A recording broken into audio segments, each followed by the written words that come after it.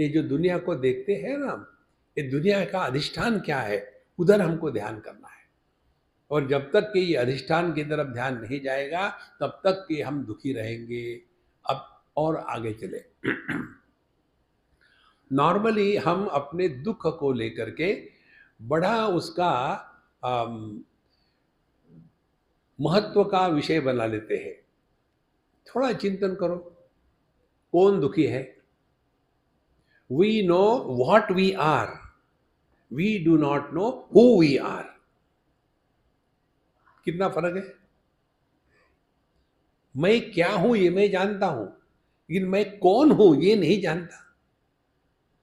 मैं पति पत्नी भाई बहन माँ बाप ये मैं जानता हूं, लेकिन इनके पीछे कौन है? तो जहां हमने पहचान लिया कि मैं कौन है, तब पता चलेगा कि जो दुखी हो रहा है वो पति पत्नी भाई बहन माँ बाप है।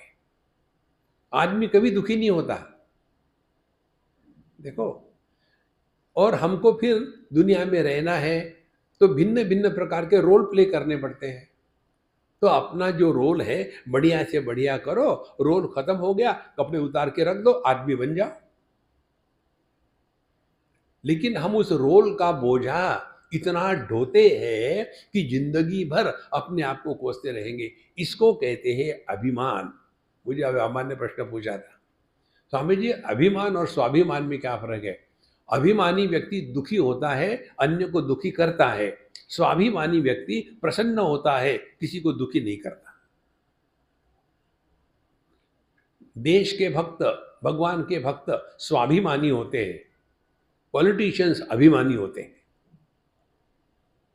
देखो, स्वाभिमान के द्वारा ही हम अपने आप को, ध्यान से सुनना, हम अपने आप को अपने आप से बचाते हैं।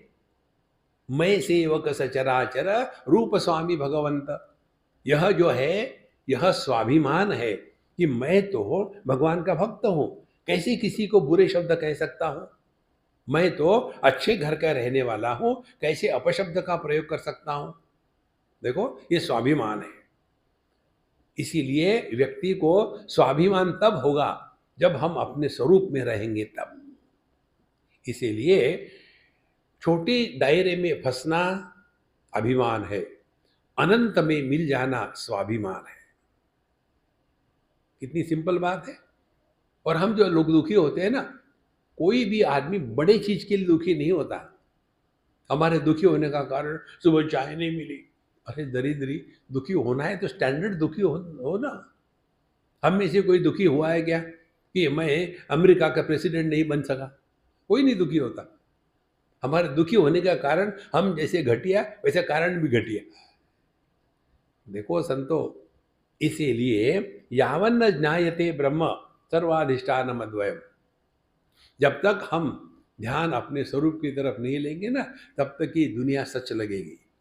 यहाँ कोई किसी का नहीं है महाराज। ये सब हो सकता है केवल आप आत्मचिंतन करो तब।